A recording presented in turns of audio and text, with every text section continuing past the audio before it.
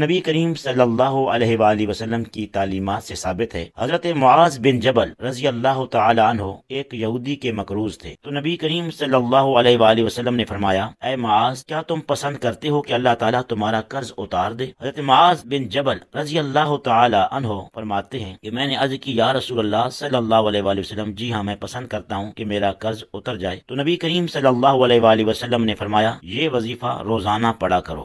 کون سا وظیفہ ہے؟ سورہ آل عمران کی 2 آیات مقدسہ ہیں، وہ آیات پڑھ دیتا ہوں۔ قُلِ اللَّهُمَّ مَالِكَ الْمُلْكِ تُؤْتِي الْمُلْكَ مَن تَشَاءُ وَتَنزِعُ الْمُلْكَ مِمَّن تَشَاءُ وَتُعِزُّ مَن تَشَاءُ وَتُذِلُّ مَن تَشَاءُ بِيَدِكَ الْخَيْرُ إِنَّكَ عَلَى كُلِّ شَيْءٍ قَدِيرٌ تولج الليل في النهار وتولج النهار في الليل وتخرج الحي من الميت وتخرج الميت من الحي وترزق من تشاء بغير حساب۔